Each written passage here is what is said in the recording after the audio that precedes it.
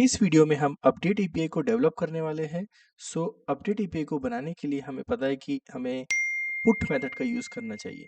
Put method represent करती है जब भी हमें डॉक्यूमेंट को अपडेट करना है। तो उसके लिए हम पहला पैरामीटर तो यूआरएल पाथ लेंगे। तो हम लेते हैं मूवीज़, क्योंकि हमें मूवीज़ को अपडेट करना है और मूवीज़ को अपडेट करना है उसके आईडी के बेसिस पर। इसके बाद हम एक कॉलबैक फंक्शन लेते हैं जिसमें हम रिक्वेस्ट रिस्पॉन्स को एक्सेप्ट करेंगे, क्योंकि रिक्वेस्ट एंड रिस्पॉन्स की वजह से हम क्लाइंट से इंटरेक्ट करेंगे। रिक्वेस्ट के अंदर से सबसे पहले हम आईडी को फेच करेंगे, request.params.id। तो मैं आपको बता देता हूँ पहले कि हम किस तरह का डेटा को इनपुट करने वाले हैं हमारे सर्वर में। तो ये हमारा पोस्टमैन है। पोस्टमैन में मैंने पहले पुट मतलब अपडेट मूवी वाली एपीआई को बनाया, जिसमें हमने मेथड जो है पुट लिया है और उसका यूआरएल पैरामीटर, यूआरएल का जो पैटर्न होगा वो इस तरह से होगा। इसका मूवीज जो है रिसोर्स नेम है और ये जो है उसका आईडी नेम है। एंड इसके अंदर हमें जो डेटा है वो डेटा को बॉडी, रिक्वेस्ट बॉडी के थ्रू भेजना है। देखिए हमने name, genres, release date, producer, reviews and rating को भेजा। तो हमें ऐसी रिक्वायरमेंट हो सकती है कि हमें कोई भी की को हम अपडेट कर सकते हैं। इसके अंदर कोई भी जो इस पूरे ऑब्जेक्ट में कोई भी की अपडेटेड की आ सकती है और हमें इस पूरे ऑब्जेक्ट को डेटाबेस में अपडेट करना है। उसके लिए हम यहाँ पर जाएंगे और देखिए यदि हमें बॉडी को सबसे पहले पार्स करना है तो रिक्वेस्ट डॉट बॉडी, और बॉडी को एक्सेप्ट करने के लिए सब आपको एक्सप्रेस डॉट जेसन मेथड को ऐप डॉट यूज मिडिलवेयर में लिखना पड़ेगा। इसकी वजह से आप रिक्वेस्ट बॉडी को पार्स कर सकते हो और ये हेल्प करता है रिक्वेस्ट बॉडी को एक्सेप्ट करने के लिए। और इसके लिए आपको एक ऑब्जेक्ट आईडी को भी रिक्वायर करना पड़ेगा मोंगो डीबी से, क्योंकि हमें इसकी क्यूरी बनाना पड़ेगी। जैसा हमने मोंगो शेल के अंदर क्यूरी बनाए थे, in the same way we have to create query, but हमको ये नोड.जेएस एनवायरनमेंट में क्यूरी क्रिएट करना है। अब हमें क्या करना है कि सब उसके लिए हमें अब एक क्यूरी बनाना पड़ेगी। अपडेट क्यूरी में आप देखिए क्या होगा कि हमें एक क्यूरी बनाना पड़ेगी। हमें लिखना पड़ेगा मूवीज। ये देखिए मूवीज जो है, मूवीज वेरिएबल जो हमारा कलेक्शन था, डीबी डॉट कलेक्शन को हमने मूवीज वेरिएबल में असाइन कर लिया, इसलिए हम डायरेक्ट यहाँ पर अब इसे मूवीज लिख सकते हैं। तो मूवीज डॉट अपडेट, हमें कितने डॉक्यूमेंट को अपडेट करना है, अपडेट 1। तो इसके अंदर जो पहला पैरामीटर होता है वो पहला पैरामीटर जो होता है वो क्यूरी होता है। एंड दूसरा पैरामीटर जो होता है अपडेट, जो डॉक्यूमेंट हमारा होता है जेसन होती है वो होता है। और इसके बेसिस पे हमें इसको अपडेट करना है। तो पहले हमें किस बेसिस पे अपडेट करना है, आईडी के बेसिस पे। तो हमें आईडी को एज ए क्यूरी पास करना पड़ेगा, क्योंकि इस आईडी के थ्रू ये डेटा को फिल्टर करेगा कि किस डॉक्यूमेंट को अपडेट करना है। उसके लिए हम यहाँ पर ऑब्जेक्ट आईडी लिखेंगे और आईडी में ये जो हमारी आईडी आ रही है रिक्वेस्ट डॉट परम्स के अंदर, यहाँ से आईडी से देखिए, यहाँ से जो आईडी पास हो रही है ये आईडी जो रहेगी, ये इतना पार्ट, ये आईडी हमारे सर्वर में request dot params dot I D के वेरिएबल में आएगी और इसे हम इस वेरिएबल में असाइन कर देंगे। उसके बाद हम ऑब्जेक्ट आईडी को क्रिएट करेंगे जो कि एक मोंगो डीबी की आईडी होती है। इसे हमें न्यू कीवर्ड के साथ इसे लिखना पड़ेगा। तो देखिए हमारे जो क्यूरी का क्राइटेरिया फंक्शन, क्राइटेरिया ऑब्जेक्ट है वो तैयार हो गया। अब हमें अपडेट ऑब्जेक्ट को तैयार करना है। हमें पता है कि मोंगो डीबी के अंदर एक स्पेशल कीवर्ड होता है डेटा को अपडेट करने के लिए करते हैं, उसका नाम है $सेट। $सेट की वजह से आप जितनी कीज को सेट करना चाहते हैं, जैसे आप हमें नेम को अपडेट करना है तो हम लिखेंगे request dot body dot name. रिली रेटिंग को अपडेट करना है तो हम लिखेंगे request dot body dot rating.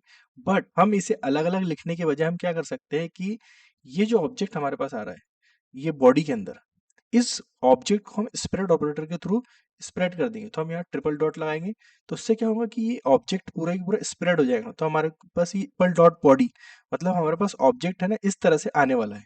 इसके अंदर जो भी की के अंदर हमें अपडेट करना है वो ऑटोमेटिकली अपडेट हो जाएगा, क्योंकि हम इसे इस तरह से पूरा के पूरा ऑब्जेक्ट हमारे अपडेट 1 फंक्शन को सेकंड पैरामीटर में प्रोवाइड कर रहे हैं। देखिए यहाँ पर, और ये ऑटोमेटिकली अपडेट हो जाएगा। हमें अब ये जो है ये प्रॉमिस रिटर्न करता है, हमें प्रॉमिस को रिजॉल्व करना है तो हमने यहाँ पर अवेट का यूज करा, और अवेट का यूज करने के लिए हम यहाँ पर असिंक का यूज करने वाले हैं।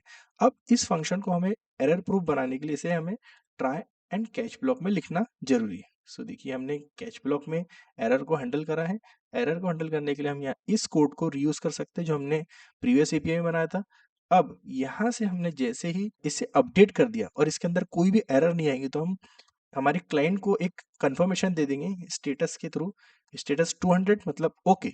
एंड यहाँ से हम इसे जेसन के अंदर एक मैसेज पास कर देंगे कि अपडेटेड सक्सेसफुली। हम यहाँ पर सेव कर लेंगे। इस एपीआई को हम टेस्ट करने वाले हैं। देखिए अब टेस्ट करने से पहले हम यहाँ पर कंसोल डॉट लॉग लगाते थे कि अपडेट डॉक्यूमेंट के अंदर ये जो हमारा सेट ऑब्जेक्ट हो किस तरह से प्रिपेयर हो रहा है। सो आप इसे ऑब्जर्व कीजिए किस तरह से प्रिपेयर हो रहा है ये ऑब्जेक्ट।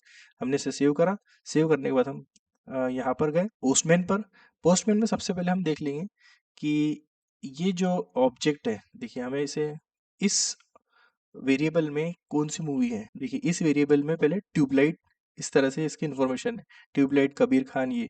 अब यदि मैं यहाँ पर एक्शन एंड रियलिटी है, इसके अंदर मैं कुछ और डेटा को ऐड करना चाहता हूँ, तो मैं यहाँ से, देखिए यहाँ पर हमने टेस्ट ऐड कर दिया या ट्यूबलाइट को हमने कर दिया ट्यूबलाइट अपडेटेड, इस तरह से अपडेट करा। तो हम इसे सेंड करेंगे। सेंड बटन पे जैसे ही क्लिक करा, देखिए ये अपडेटेड आया।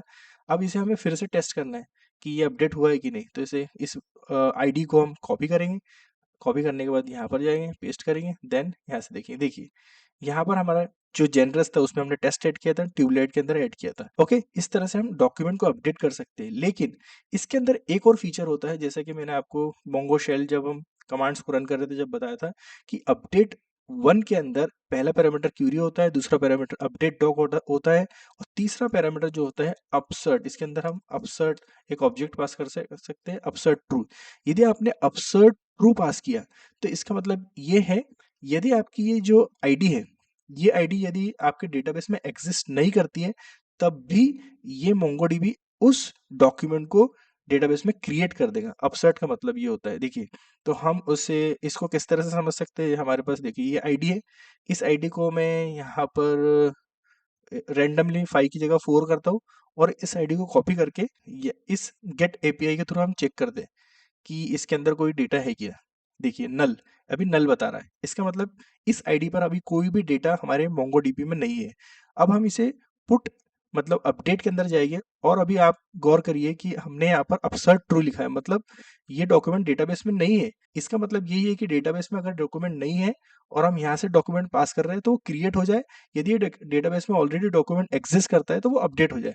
तो हम यहाँ पर लिख देंगे इस डॉक्यूमेंट को अपसर्ट डॉक। ओके, अब देखिए यहाँ पर हमने पहले ही देखा कि यहाँ पर कोई भी डॉक्यूमेंट नहीं है इस आईडी पर 249।